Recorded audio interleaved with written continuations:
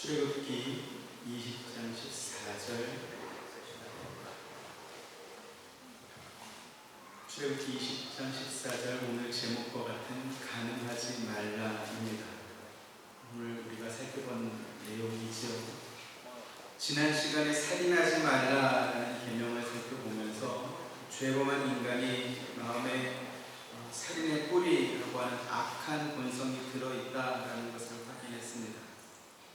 그 살인의 뿌리가 결국은 하나님의 아들인 예수 그리스도를 십자가에 못 박아 살해하는 데까지 이어진 것입니다.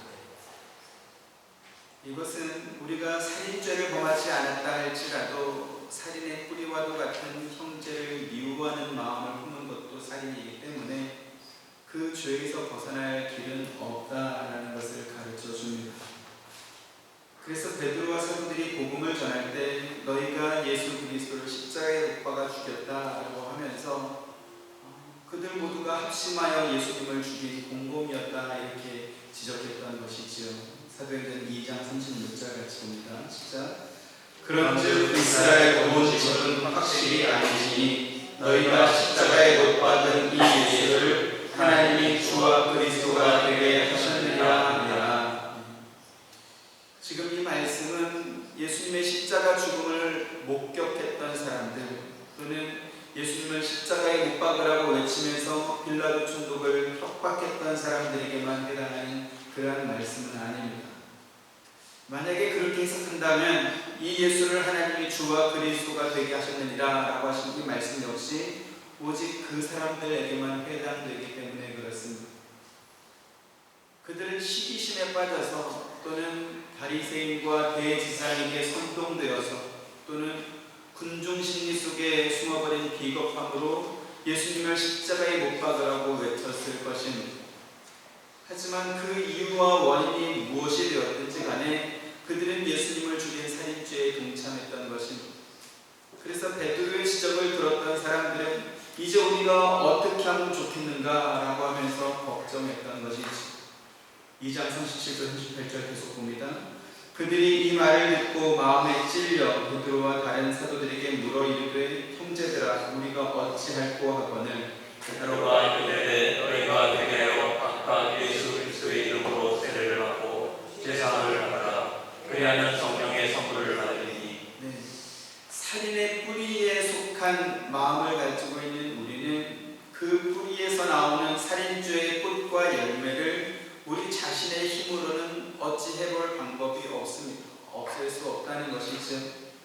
그러나 우리가 회개하여 예수 그리스도의 이름으로 세례를 받고 죄의 사함을 받아서 성령께서 주시는 구원의 선물을 받음으로 인해서 이 죄의 문제를 해결받을 수 있게 되었습니다. 이처럼 제6계명이 우리 안에 살인의 뿌리와도 같은 마음이 있다는 것을 드러냈다고 한다면 제7계명 역시 우리 안에 간음의 뿌리와도 같은 마음이 있다 이렇게 지적하고 있습니다. 마태복음 5장 27절 28절 또 간음하지 말라 하였다는 것을 너희가 들었으나 나는 너희에게 이르노니 음욕을 붓고 여자를 보는 자마다 마음에 이미 간음하였느니라. 우리가 일반적으로 생각하는 간음은 남편이나 아내가 있는 사람이 다른 남자 또는 다른 여자와 부적절한 관계를 맺는 것입니다. 그런데 예수님께서는 간음이라고 하는 죄를 육체적 관계의 행위뿐만 아니라 마음의 음욕을 품는 것까지 간음이다 이렇게 말씀했습니다.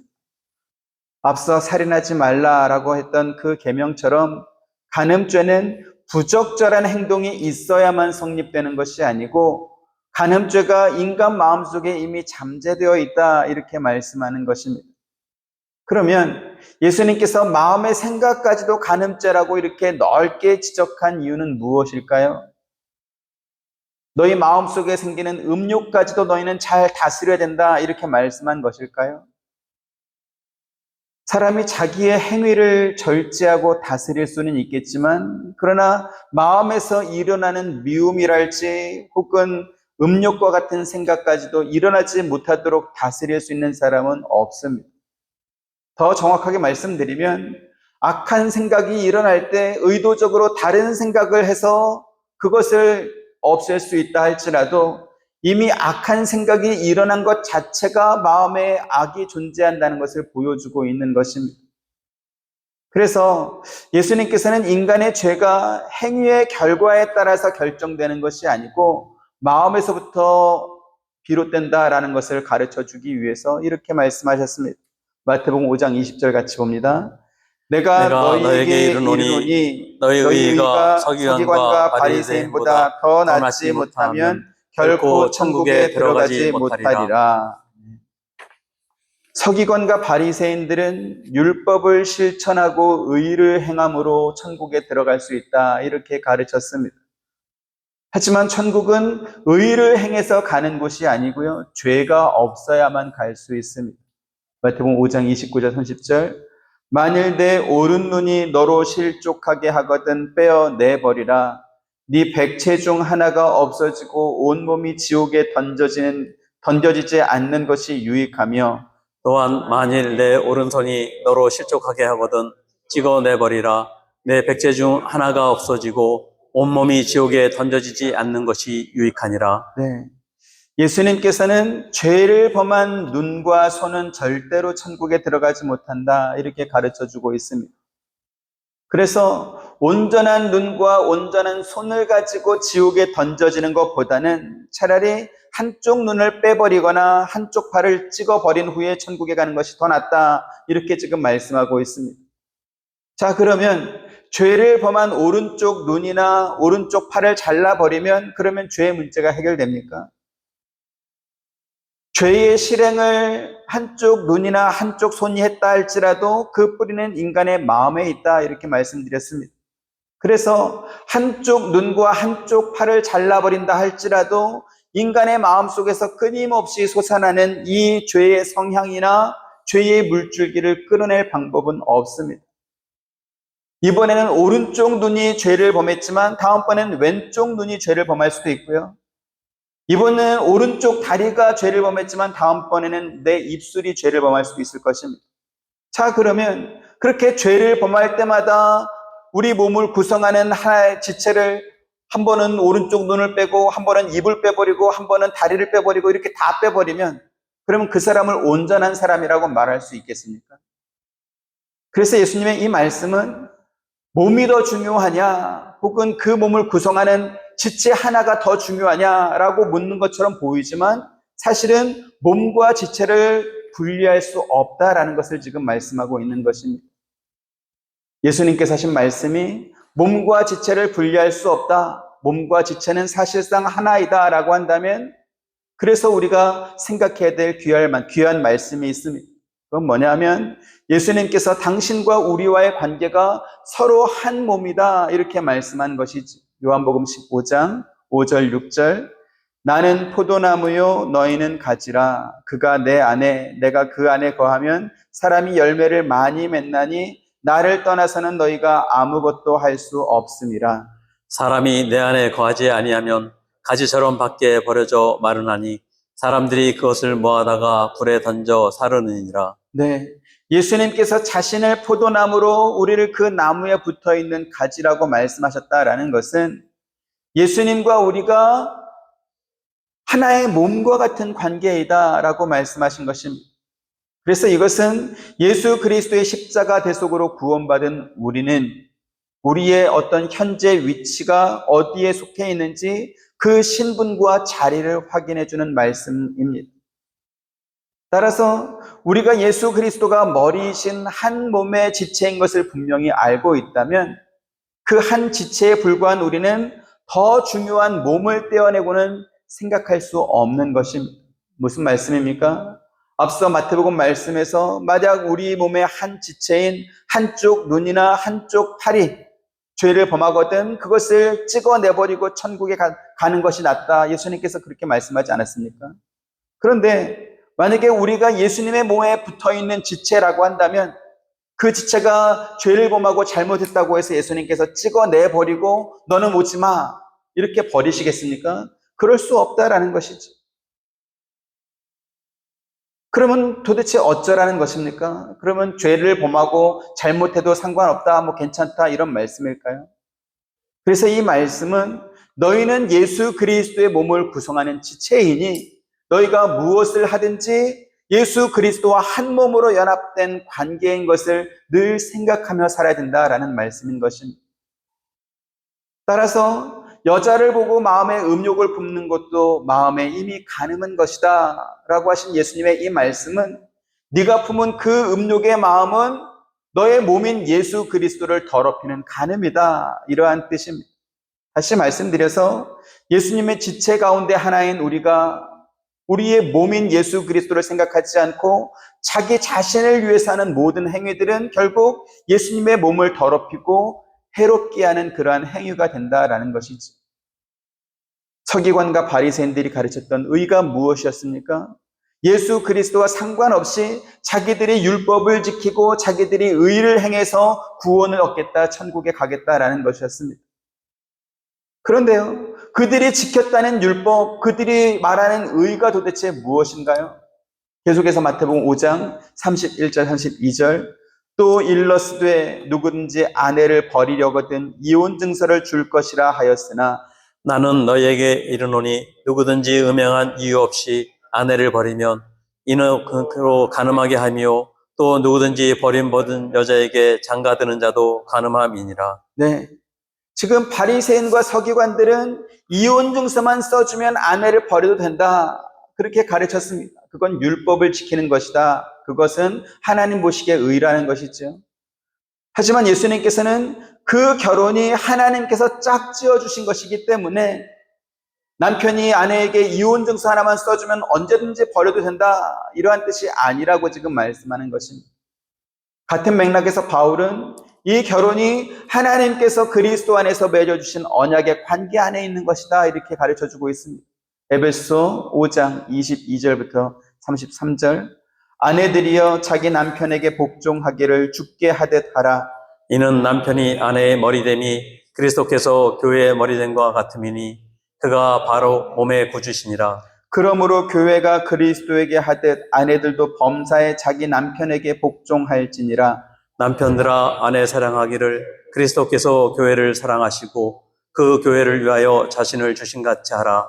이는 곧 물로 씻어 말씀으로 깨끗하게 하사 거룩하게 하시고 자기 앞에 영광스러운 교회로 세우사 티나 주름 잡힌 것이나 이런 것들이 없이 거룩하고 흠이 없게 하려 하심이라. 이와 같이 남편들도 자기 아내 사랑하기를 자기 자신과 같이 할지니 자기 아내를 사랑하는 자는 자기를 사랑하는 것이라. 누구든지 언제나 자기 육체를 미워하지 않고 오직 양육하여 보호하기를 그리스도께서 교회에게 함과 같이 하나니 같이 우리는 그 몸의 지체임이라. 네. 성경은 아내가 남편에게 복종해야 되는 근거를 뭐라고 말합니까? 교회가 그리스도에게 복종하는 관계에 두고 있습니다. 같은 이유로 남편이 아내를 사랑해야 되는 이유 역시 그리스도께서 교회를 사랑하시고 그 교회를 위하여 자신을 내주신 것처럼 사랑해야 된다, 이렇게 말씀하고 있습니다. 결혼이 남자와 여자가 서로 사랑하는 마음이 불같이 일어나서 그렇게 이루어진 것이 아니고 그 둘 사이에 창조 질서가 있고 예수 그리스도가 있다라고 말씀하는 것이지. 하나님께서 천지 만물을 창조하실 때 말씀으로 창조했습니다. 하늘과 땅과 바다의 모든 동물과 생명체들을 암컷과 수컷으로 구분하여 따로 창조하셨습니다.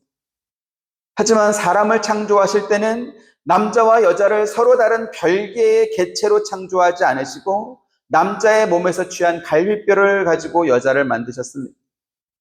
이것은 남자와 여자가 서로 다른 개체가 아니고 하나님께서 특별한 뜻과 목적을 가지고 남자의 몸에서 취한 갈빗대로 여자를 만들어서 그 둘은 사실상 하나의 관계이다라는 것을 가르쳐 주는 것입니다.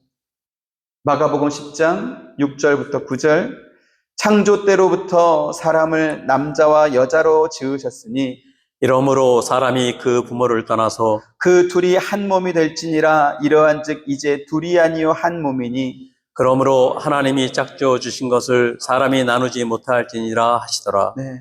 성경은 둘이 한 몸이 될지라 라고 말씀하신 것뿐만 아니라 그리스도와 우리의 관계를 포도나무와 그 나무에 붙어있는 가지라고 말씀하면서 사실상 예수 그리스도와 우리가 하나라고 말씀하고 있습니다.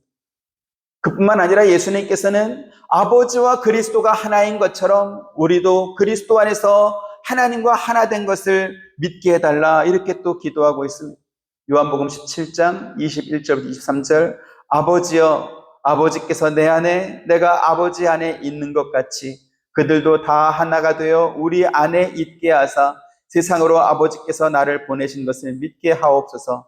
내게 주신 영광을 내가 그들에게 주었사오니 이는 우리가 하나가 된 것 같이 그들도 하나가 되게 하려 함이니이다. 같이 곧 내가 그들 안에 있고 아버지께서 내 안에 계시어 그들로 온전함을 이루어 하나가 되게 하려 함은 아버지께서 나를 보내신 것과 또 나를 사랑하신 같이 그들도 사랑하신 것을 세상으로 알게 하려 함이로소이다. 이것은 무엇을 의미합니까? 우리가 예수 그리스도라는 거룩한 몸과 하나가 되어 있다면 이제는 그 지체인 우리도 거룩한 몸으로 살아야 한다는 것을 의미합니다. 예수님께서 세상에 오셔서 십자가에 죽으신 이유도 우리를 거룩하신 그리스도의 몸에 연합된 하나의 지체가 되게 하기 위해서 그렇게 하신 것입니다.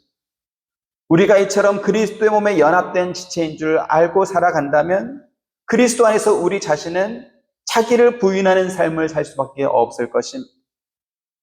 예수님께서는 아버지와 그리스도가 하나인 것처럼 신약 교회의 성도들도 그리스도 안에서 서로 하나가 되길 원하셨습니다. 그리고 이처럼 서로 하나 된 것을 가장 잘 설명하는 관계가 무엇입니까? 바로 부부 관계인 것이지. 하나님께서 아담과 하와를 창조하신 후에 그 둘이 한 몸이 되게 하셨다라고 말씀합니다. 창세기 2장 24절 같이 봅니다. 시작. 이러므로 남자가 부모를 떠나 그의 아내와 합하여 둘이 한 몸을 이룰지로다. 아담과 하와는 떠날 부모가 없었습니다.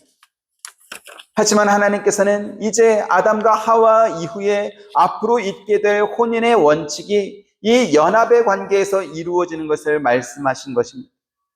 이 원리는 앞서 우리가 읽었던 에베소서 말씀과 같이 교회의 머리신 그리스도와 그 몸의 지체인 우리 구원받은 성도들의 관계를 부부간에 지켜야 할 이 도리를 통해서 우리에게 확인시켜주고 있는 것입니다. 그러나 타락한 이스라엘 백성들은 하나님께서 맺어주신 거룩한 혼인의 관계를 하찮게 여겼습니다. 배은망덕하게도 우상을 섬기며 음란한 죄를 범했던 것입니다. 하나님께서 선지자를 통해서 북이스라엘과 남유다의 백성들에게 심판을 경고하실 때 지적하셨던 죄가 무엇입니까? 바로 우상숭배와 간음이었습니다. 이 우상숭배와 간음은 서로 다른 죄목인 것처럼 보이지만 그러나 사실은 하나입니다. 왜 그렇습니까? 하나님께서 이스라엘 백성들을 마치 당신의 아내와 같은 존재로 그렇게 여겨주시고 그들을 사랑하고 위해 주셨지만 그들은 남편이 되어주신 하나님 대신에 우상을 섬겼기 때문에 그렇습니다. 예레미야 31장 32절 시작. 이 언약은 내가 그들의 조상들의 손을 잡고 애굽 땅에서 인도하여 내던 날에 맺은 것과 아니할 것은 내가 그들의 남편이 되었어도 그들이 내 언약을 깨뜨렸음이라 여호와의 말씀이니라. 성경에서 간음죄를 지적할 때 그것을 단지 부부관계의 문제만을 지적하는 것이 아니라 하나님과 맺은 언약을 깨뜨린 것 역시 간음죄다 이렇게 말씀하는 것입니다. 잠언 2장 16, 17절 지혜가 또 너를 음녀에게서 말로 호리는 이방 계집에게서 구원하리니 그는 젊은 시절의 짝을 버리며 그의 하나님의 언약을 잊어버린 자라. 네. 성경에서 혼인을 설명할 때 하나님의 언약이 언제나 그 중심, 그 가운데에 있습니다. 그래서 음녀에 빠져서 조강지처인 아내를 버린 것을 가리켜서 하나님의 언약을 버린 자다, 하나님의 언약을 깬 것이다 이렇게 지적하는 것입니다. 말라기 2장 10절 11절 또 봅니다. 우리는 한 아버지를 가지지 아니하였느냐? 한 하나님께서 지으신 바가 아니냐? 어찌하여 우리 각 사람이 자기 형제에게 거짓을 행하여 우리 조상들의 언약을 욕되게 하느냐? 유다는 거짓을 행하였고 이스라엘과 예루살렘 중에서는 가증한 일을 행하였으며 유다는 여호와께서 사랑하시는 그 성교를 욕되게 하여 이방 신의 딸과 결혼하였으니. 네. 여기 지금 우리는 한 아버지를 가지지 아니하였느냐라고 하는 말은 이스라엘 백성을 택하여 자기 백성으로 삼으신 그 하나님이 그들의 아버지다라고 말씀하는 것입니다. 그런데 그들이 자기 형제에게 거짓을 행하여 조상들의 언약을 욕되게 했습니다. 가증한 일을 했다라고 하는 것은 그들이 이방신의 딸과 결혼하기 위해서 본래의 아내들을 버렸다라는 것입니다. 그리고 그것은 여호와께서 사랑하시는 성소를 더럽히는 죄와 같다, 이렇게 또 말씀하고 있습니다. 하나님께서는 이스라엘 백성을 다른 민족과 구별된 거룩한 백성으로 삼아 주셨습니다. 그래서 이스라엘 백성의 아들들이 이방의 여자들을 아내로 삼지 못하도록 하나님께서는 율법으로 막으셨습니다. 출애굽 34장 16절 시작. 또 네가 그들의 딸들을 내 아들들의 아내로 삼음으로 그들의 딸들이 그들의 신들을 음란하게 섬기며 내 아들에게 그들의 신들을 음란하게 섬기게 할까 함이니라. 신명기 7장 3절 4절. 또 그들과 혼인하지도 말지니 내 딸을 그들의 아들에게 주지 말 것이요 그들의 딸도 내 며느리로 삼지 말 것은 그가 내 아들을 유혹하여 그가 여호와를 떠나고 다른 신들을 섬기게 하므로 여호와께서 너에게 진노하사 갑자기 너희를 멸하실 것임이니라. 네, 이처럼 하나님께서는 간음죄와 다른 신을 섬기는 우상 숭배의 죄를 같은 선상에서 놓고 지금 계속 말씀하고 있지. 그런데 말라기 선지자 시대의 유다 백성들은 하나님에 대한 신의를 버렸습니다. 이스라엘 온 땅에서 성적으로 타락했고 심지어 유다는 제사장들만 들어가는 성소마저도 더럽혔습니다. 그리고 우상을 섬기는 이방 여자들과 결혼했습니다. 앞서 하나님께서 신명기 말씀을 통해서 여호와께서 너희에게 진노하사 갑자기 너희를 멸하실 것이다 라고 경고하셨던 것처럼 이방 여인과 간음함으로 여호와 하나님을 떠난 유다 백성을 하나님께서는 심판하셨습니다. 말라기 2장 12절 시작. 이 일을 행하는 사람에게 속한 자는 깨는 자나 응답하는 자는 물론이요 만군의 여호와께 제사를 드리는 자도 여호와께서 야곱의 장막 가운데서 끊어버리시리라. 이렇게 이스라엘은 또한 유다 백성은 하나님과 맺은 신의의 약속을 버리고 조강지처인 아내를 버리고 이방 여인과 결혼하며 음란한 죄를 범했습니다. 그래서 자기들의 범죄로 인해서 심판받은 이스라엘 백성들은 당연했지만 그러나 그들은 오히려 하나님께 이렇게 항변하고 따져 물었습니다. 13절 14절 또 같이 봅니다. 시작. 너희가 이런 일도 행하나니 곧 눈물과 울음과 탄식으로 여호와의 제단을 가리게 하는도다.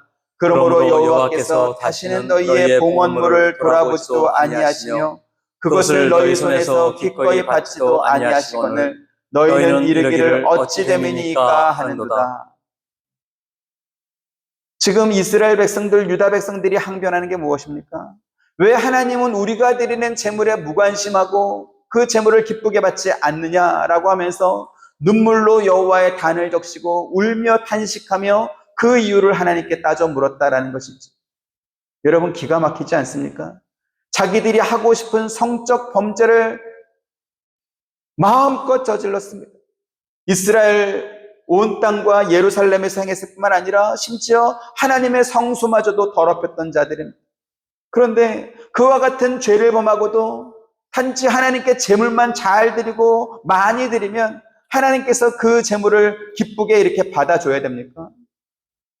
그들은 하나님을 배고픈 돼지로 알았을까요? 그래서 하나님께서 그들에게 이렇게 대답하십니다. 14절 계속 봅니다. 시작. 이는 너와 네가 어려서 맞이한 아내 사이에 여호와께서 증인이 되시기 때문이라. 그는 내 짝이요 너와 서약한 아내로되 네가 그에게 거짓을 행하였도다.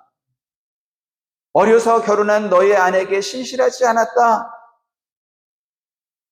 결혼 서약한 아내에게 신의를 지키지 않았기 때문이다. 무슨 말입니까? 너희가 음란했다라는 것이지. 계속해서 15절 시작. 그에게는 영이 충만하였으나 오직 하나를 만들지 아니하셨느냐? 어찌하여 하나만 만드셨느냐? 이는 경건한 자손을 얻고자 하심이라. 그러므로 내 심령을 삼가지켜 어려서 맞이한 아내에게 거짓을 행하지 말지니라. 하나님께서는 거룩한 혼인 관계를 통해서 경건한 자손을 얻기 원하셨습니다. 왜 경건한 자녀가 중요합니까? 하나님의 형상과 모양을 따라 창조된 사람은 본능을 쫓아서 사는 짐승과는 다른 삶을 살아야 된다. 그 증거가 무엇인가? 그것이 바로 경건한 자녀다라는 것입니다. 베드로후서 2장 6절 같이 봅니다. 시작. 소돔과 고모라 성을 멸망하기로 정하여 죄가 되게 하사 후세에 경건하지 아니할 자들에게 본을 삼으셨으며. 우리가 아는 바와 같이 소돔과 고모라는 성적인 범죄가 가장 극심했던 대표적인 도시였습니다. 그로 인해서 소돔과 고모라는 하나님의 불심판, 유황불의 심판을 받아서 멸망했습니다. 베드로는 하나님께서 소돔과 고모라를 유황불로 심판하신 이유가 있다 이렇게 말씀하죠. 뭡니까? 후세에 경건하지 아니할 자들에게 본을 보여주기 위함이었다 이렇게 가르쳐주고 있습니다. 소돔과 고모라 사람들은 말초적인 욕망인 육체의 본능을 쫓아서 살았습니다. 그들은 노소를 막론하고 롯의 집에 들어온 하나님의 사람들을 내놓으라고 협박했습니다. 이처럼 짐승과 다를 바 없는 삶을 살았던 소돔과 고모라는 하나님의 불심판을 받아서 멸망하고 맙니다. 그런데요, 오늘날 우리가 사는 세상이 2000년 전에 베드로를 통해서 경고해 주신 그 경고를 듣지 않고 무시하고 있습니다. 4000년 전에 멸망한 소돔과 고모라를 보면서도 두려운 마음을 전혀 갖지 않는 것입니다. 더러운 범죄를 저지르면서도 무지개 깃발을 흔들고 있고 백주 대낮에 음란하게 꾸민 그 자기의 몸을 자랑하듯 드러내놓고 퍼레이드를 하면서 축제를 즐기고 있습니다. 저들의 음란한 행위를 꾸짖고 건전하고 건강한 가정이 올바로 서도록 법을 만들어야 될 정치인들은 오히려 저들과 야합해서 음란한 법안을 만들고 있습니다. 불법을 합법으로 바꿔주는 것이지. 더 큰 문제는 뭡니까? 교회와 목회자들마저도 그 타락한, 그 음란한 그 간음의 열차에 탑승하고 있다는 것입니다. 그렇다 보니까 세상은 더욱더 성적으로 타락해가고 있습니다. 선과 악, 옳고 그름을 하나님께서 주신 말씀, 곧 하나님과 맺은 언약의 관계에서 생각하는 것이 아니고 자유의지를 가진 한 개인의 선택으로만 해석하기 때문에 그렇게 어긋난 길로 향하고 있는 것입니다. 설교를 시작하면서 강조했던 말씀이 있었죠. 하나님께서 당신의 모양과 형상을 따라 창조하신 인간은 독립된 하나의 개체로 존재하는 것이 아니고 남자와 여자가 서로 하나인 관계 안에서 존재한다라고 말씀드렸습니다. 그리고 그 관계는 그리스도 예수와 연합되고 또 그리스도 예수와 연합된 우리는 하나님과 연합된 관계로 이어지고 있습니다. 하나님께서 제일 먼저 맺어주신 인간 관계가 남자와 여자로 맺어진 부부입니다. 그런데 그 처음 관계가 끊어져 버리고 어긋나게 되면 마치 와이셔츠나 외투의 첫 단추를 어긋 맞춘 것처럼 그 뒤에 이어지는 모든 관계들은 어긋날 수밖에 없습니다. 짐승은 오직 생육하고 번성하기만 하면 됩니다. 하지만 사람은 단순히 생육하고 번성하기만 하면 되는 것이 아니고요. 경건한 자녀, 경건한 자손을 만들어야 됩니다. 경건한 자녀는 경건한 부모로부터 예수 그리스도 안에서 하나님과 함께하는 삶을 배우게 되는 것이고 그리스도께서 교회를 사랑하신 것처럼 아내를 사랑하고 가족을 사랑하고 이웃을 사랑하는 법을 배우게 될 것입니다. 그런데 이 거룩한 관계를 배제하고 인간 개인의 선택과 성적인 취향만을 인정하고 존중해 주는 것을 인간다움으로 여기는 것, 그것이 바로 간음이고 그것이 바로 음란이고 불법입니다. 오늘날 동성애를 옹호하고 그들을 편들어주는 교회와 성도들이 증가하고 있는 것은 선지자와 사도들을 통해서 간음죄를 경고하신 하나님을 무시하는 행위입니다. 예전에는 입 밖으로 꺼내는 것조차도 민망했던 죄가 동성애 아닙니까? 하지만 요즘은 초등학교에서조차 동성애는 자연스러운 사랑이다. 그렇게 또 가르치고 있습니다. 왜 우리가 사는 세상이 이렇게 타락했을까요?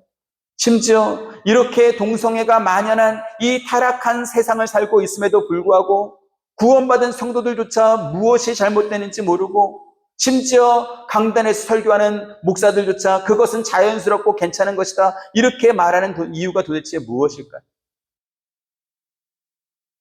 수백만 시민의 식수원이 될 물을 저장한 그 거대한 제방도 작은 틈에서 물이 새고 있다는 사실을 빨리 발견하지 못하면 얼마 지나지 않아 그 제방은 무너지고 맙니다.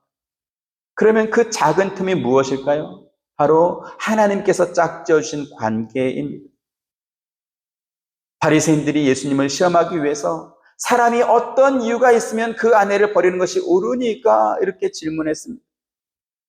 예수님께서는 남자와 여자를 지으신 하나님께서 그 둘을 한 몸으로 짝지어 주셨기 때문에 하나님이 짝지어 준 것을 사람이 나눌 수 없다 이렇게 대답했습니다.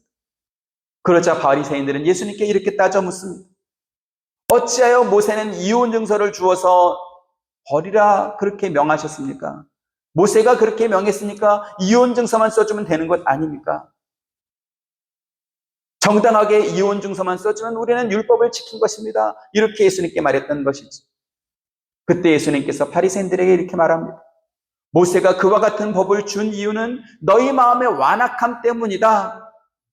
남편이 아내를 쫓아내기 위해서 온갖 핍박을 하고 구박을 하고 그렇게 신체적인 위협을 폭력을 행하려거든 차라리 이혼 증서라도 써주어서 아내의 생명이나 신체를 해치지 말라라는 약자 보호 차원에서 그것을 말씀한 그러한 것을 준 것이다 이렇게 가르쳐 준 것이죠. 예수님의 이와 같은 대답은 하나님께서 모세에게 율법을 줬던 그때부터 예수님이 오시던 그 시대까지 유대 사회와 문화가 결혼한 아내에 대해서 얼마나 가혹했는지를 보여주는 그러한 모습이기도 합니다. 예수님께서는 바리새인들이 시험하려고 했던 그 질문에 대해서 이렇게 대답하십니다. 마태복음 19장 9절 같이 봅니다. 시작. 내가 너희에게 말하노니 누구든지 음행한 이유 외에 아내를 버리고 다른 데로 장가드는 자는 가늠함이니라. 여기 지금 음행한 이유라는 것에 대해서 성경학자들은 이렇게 해석합니다. 아내가 무분별하고 집요하며 회개할 줄 모르고 문란한 성생활을 지속했을 때 그것을 음행한 이유라고 하면서 그때만 버릴 수 있다 이렇게 해석한 것입니다. 이것은 바꿔 말하면 남편들이 그렇게 했다라는 것입니다. 무분별하고 집요하고 회개할 줄도 모르고 문란한 성생활을 남편들이 지속하고 있다라는 것을 바꿔서 지금 아내가 음행한 이유 외에 다른 이유로는 아내를 버릴 수 없다 이렇게 말하는 것이죠. 예수님의 이 말씀은 그 뒤에 나오는 제자들의 반응을 통해서 다시 한번 그 정당성을 확인할 수 있습니다. 10절 보시죠. 시작. 제자들이 이르되 만일 사람이 아내에게 이같이 할진대 장가들지 않는 것이 좋겠나이다. 기가 막히지 않습니까? 만약 남자가 아내에게 이혼을 요구할 수 있는 요구가 혹은 그 조건이 지금 예수님께서 말씀하신 것처럼 그렇게 가혹하고 이렇게 어렵다면 차라리 결혼하지 않는 것이 낫겠나이다. 자기들은 마음대로 그렇게 하면서 아내는 절대로 하면 안 되고. 그런데 예수님의 제자들마저도 이와 같은 반응을 보였다면 당시 유대 사회가 남자들에게 이혼이나 재혼이나 혹은 많은 첩을 허용하는 그러한 관행이 대단히 넓게 퍼져 있었다는 것을 확인해 주는 것입니다.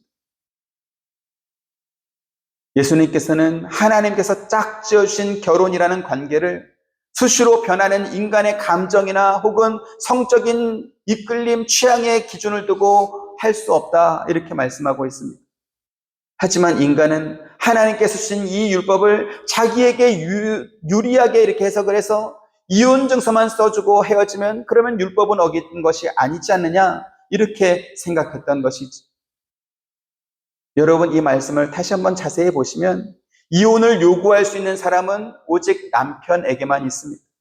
아내에게는 어떤 이유로든지 남편에게 이혼을 요구할 권리가 없음을 지금 볼 수 있습니다. 당시 유대 사회에 이혼에 대해서 이와 같은 사회적 분위기가 있었고 심지어 예수님의 제자들마저도 그것을 당연하게 여겼던 것은 다신교를 믿는 헬라와 로마의 영향 때문이었습니다. 당시 이스라엘은 로마가 지배하고 있었기 때문에 그 영향을 받을 수밖에 없었습니다. 이스라엘의 멸망 이후에 이스라엘 백성들은 주변 온 나라로 흩어져서 살던 이렇게 살고 있다가 지켜야 될 절기가 되면 예루살렘으로 돌아왔습니다. 하지만 그렇게 돌아와서 절기를 지켰을 뿐이지 그들이 에베소나 빌립보나 데살로니가나 이렇게 그리스나 온 땅으로 흩어져 살았던 그 자기들이 살던 도시의 문화와 풍습은 그냥 그대로 가지고 있었다는 것이죠. 사도행전에 나오는 헬라파 유대인들처럼 그렇게 절기를 지키기 위해서 예루살렘으로 돌아왔다가 그냥 그곳에 다시 정착한 사람도 있지만, 그러나 대부분 사람들은 절기를 지킨 후에 다시 자기가 살던 도시로 돌아가서 그곳 사람들처럼 살았습니다. 그렇게 모였다가 흩어지며 살던 세월이 말라기 선지자 이후에 400년입니다.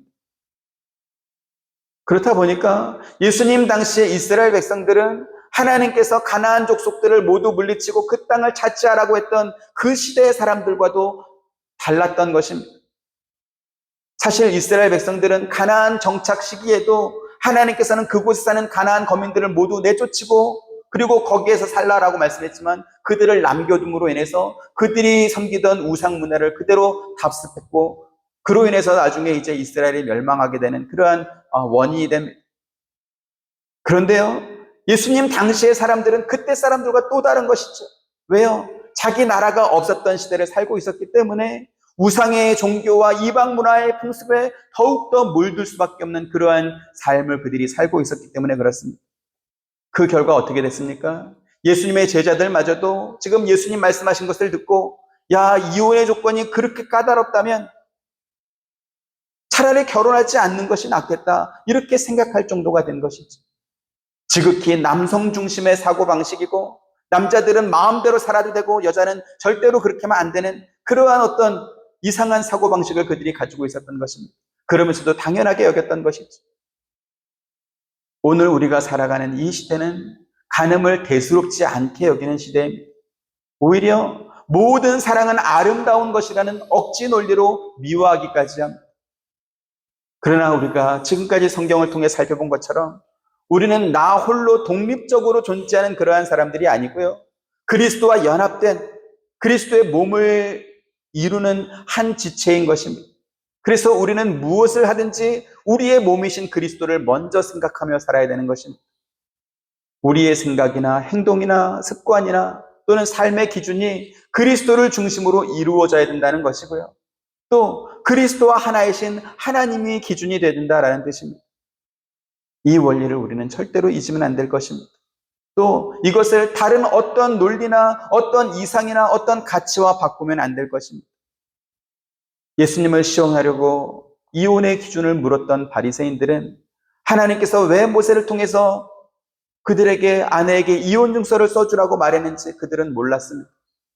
그러나 그 율법을 주신 이가 하나님이시기 때문에 예수님께서는 이혼 증서를 써주라고 말씀하신 이유가 너희 마음의 완악함 때문이다 라고 말씀하면서 그 계명을 주신 하나님의 원뜻을 자세하게 설명해 주셨던 것입니다. 하나님께서 짝지으신 아담과 하와를 통해서 사람이 세상에 나왔습니다. 그리고 아담과 하와가 맺은 그 부부관계를 통해서 세상에서 경건한 자녀, 경건한 자손들이 생육하고 번성하도록 하는 것, 그것이 하나님의 뜻임을 또한 가르쳐 주었습니다.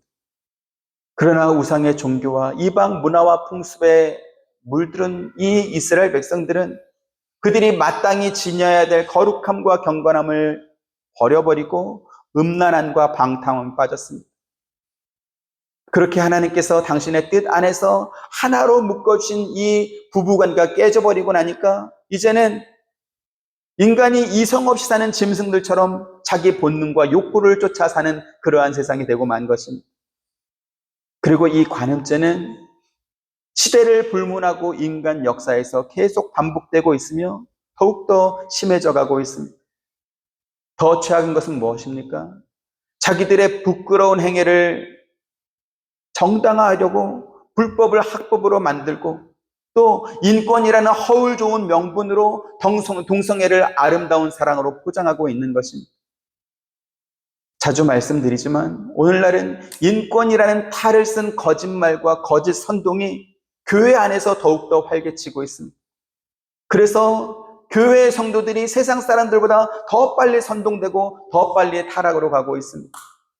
저와 여러분이 분명한 성경적 기준을 갖고 있지 않으면 저렇게 거짓 교사들의 악질적인 선동에 넘어가서 그래서 불법을 합법인 것처럼 하나님께서 미워하시는 죄를 오히려 하나님이 기뻐하시는 선처럼 그렇게 착각하고 살게 되는 것이지. 하나님께서 당신이 택한 백성이 부부관계, 또 부모와 자녀 관계, 그리스도와 교회와의 관계를 통해서 창조주이신 하나님과 결국 하나된 관계가 있었다는 것을 회복하기를 원하시고 있습니다. 그래서 우리 자녀들은 세속에 물들지 않고 음란하고 방탕한 간음을 사랑이라고 오해하지 않는, 그래서 하나님 말씀 안에서 자라는 거룩한 자녀와 거룩한 자손이 되어야 될 줄로 믿습니다. 그러기 위해서 우리는 더욱더 성경을 정확하게 배워야 될 것이고요. 말씀으로 세상에 오신 예수 그리스도라고 하는 분명한 기준을 우리가 붙잡고 살아야 되는 것입니다. 우리는 우리 혼자 서는 존재가 아니고 우리 몸이신 예수 그리스도에 붙어있는 한 지체인 것입니다. 그래서 내가 무엇을 하든지 그것이 예수님께 영광이 될 수도 있지만 내가 무엇을 하면 예수님의 영광을 가릴 뿐만 아니라 예수님의 몸을 더럽게 할 수도 있는 그러한 존재인 것을 늘 인식하며 살아야 된다는 것입니다. 저와 여러분, 우리 한빛장로교회 가정들이 이렇게 하나님의 말씀과 예수 그리스도의 복음을 분명한 기준으로 붙잡고 사는 거룩하고 경건한 가정, 그러한 교회가 될 수 있게 되기를 주님의 이름으로 축원드립니다. 아멘. 은혜로우신 아버지 하나님, 감사합니다. 세상은 참으로 혼탁하고 어지럽습니다. 음란하고 방탕하고 더러운 세상을 살면서도 그것이 아름다운 사랑이라고 포장하는 그러한 희한한 세상을 우리가 살고 있습니다. 심지어 교회마저도 그 방탕에 일조하고 그 음란한 열차에 동승하고 있는 것을 우리가 보고 있습니다. 그러나 우리들은 하나님께서 성경 말씀을 통하여 분명한 기준을 주었사오니 우리의 가정이, 특별히 부부관계가, 또 부모와 자녀 관계가, 또 하나님께서 맺으신 교회와의 관계가 하나님의 뜻 안에서 포도나무이신 그리스도 예수 안에서 바르게 연합되고 또 상합되며 연결되어 가고, 그래서 그리스도의 장성한 분량까지 자라갈 수 있는 그러한 아름다운 교회가 될 수 있도록 우리를 인도하여 주옵소서. 아멘. 예수님의 이름으로 기도드립니다. 아멘. 지금은 우리 주 예수 그리스도의 은혜와 하나님의 크신 사랑과 보혜사 성령님의 감화감동 교통하심이 주의 말씀을 듣고 건강한 가정, 거룩하고 경건한 가정을 만들기 원하는 사랑하는 모든 성도님들의 머리 위에와 가정과 생업과 하시는 모든 일들 가운데 지금부터 영원토록 함께 있기를 축원하옵나이다. 아멘.